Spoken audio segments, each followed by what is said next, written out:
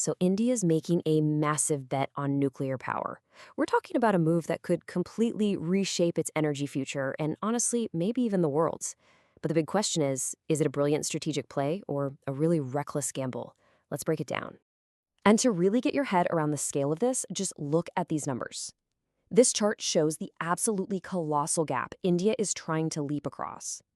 They're starting from around 9 gigawatts of nuclear capacity today, and they want to get to a staggering 100 gigawatts by 2047. I mean, that's not just a little bump, that's a more than tenfold explosion in power. So why the huge push? What's driving all this? Well, it's pretty simple. India's future economy absolutely demands it. We're talking about the kind of raw, 24/7 power you need for everything from super energy-hungry AI data centers to a whole new wave of green manufacturing, and of course, a nation full of electric vehicles. And all of this has to happen while they're also chasing a really ambitious net zero emissions target. Okay, so how on earth do you even start to close a gap that big? The government's answer is a pretty radical new piece of legislation. It's officially called the Sustainable Harnessing and Advancement of Nuclear Energy for Transforming India Bill, which is a mouthful, I know. So everyone's just calling it the Shanti Bill for short. And this thing is basically the blueprint for modernizing the entire nuclear sector. Now here's the absolute game changer. This slide gets right to the heart of it. For decades, nuclear power in India has been a strict state monopoly. No one else could touch it. Well, the Shanti Bill completely flips that script. It's throwing the doors wide open for private companies to come in and hold up to a 49% stake in new nuclear plants for the very first time ever. But this is way more than just letting private money in. The bill is a total top-to-bottom overhaul. It takes two old, really complex laws and combines them into one single, unified framework. It gives the safety regulator some real teeth and makes it truly independent. And it's designed to slash all the red tape to make the whole licensing process smoother and faster.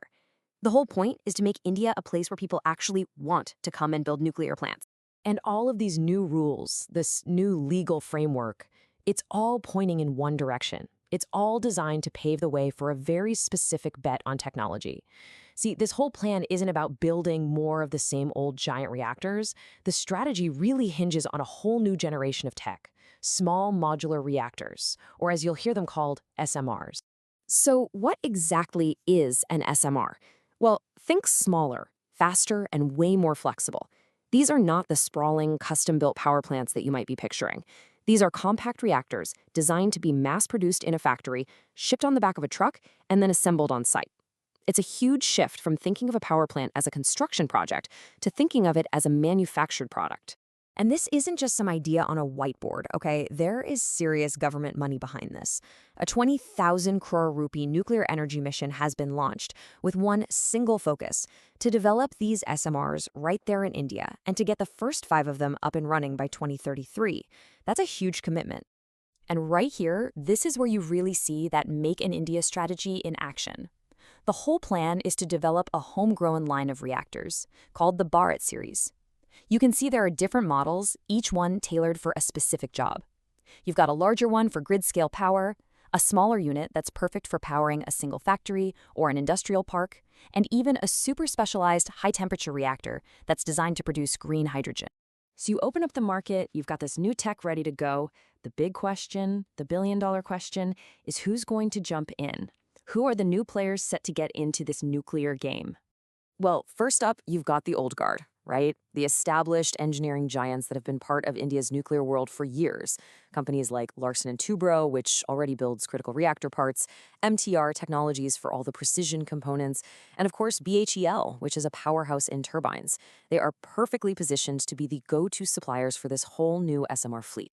But the real earthquake, the huge tectonic shift, is on the operator side.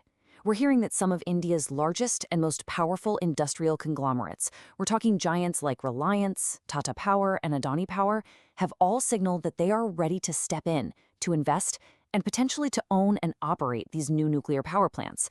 This changes everything. So let's zoom out a bit. How does this new Indian model fit into the global picture? It's really crucial to understand this isn't some free-for-all privatization.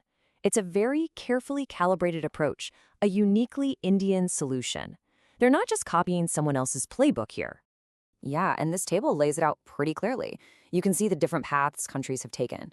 You have the US with its highly privatized model, great for innovation, but wow, the costs can just spiral out of control. Then there's France, which is mostly state owned. That gives them standardized, cheap power, but it also concentrates all the risk in one place. India is trying to forge this hybrid model, a middle ground, bringing in private money, but keeping it a minority stake and maintaining a really strong focus on homegrown tech. It's a cautious approach. All right, so far it sounds like a pretty exciting plan, doesn't it? But, and this is a big but, a change this monumental doesn't happen without serious questions and some profound risks. This is a high stakes gamble, and critics have raised some very significant concerns that we really can't ignore. And these concerns, they kind of build on each other. Critics are pointing to new liability caps, and they argue that this basically shifts the ultimate financial risk of an accident away from private companies and onto the public. And that leads to the next fear, that a profit motive could start to compromise the uncompromising safety culture that you absolutely have to have for nuclear power. Then you add in the globally unsolved problem of what to do with long-term nuclear waste and some deeper concerns about corporate influence over government policy. So the core of the counterargument really boils down to this.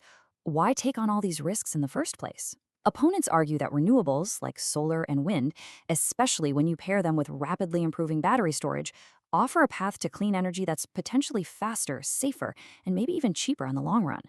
It's a path that completely avoids the unique multi-generational dangers of nuclear power. And that leaves us right here with a central dilemma.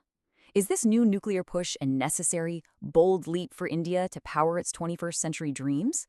Or is it a high-stakes gamble on a technology and a model that's still kind of unproven, with risks that could reverberate for centuries? The answer to that question is going to define India's energy landscape for generations to come.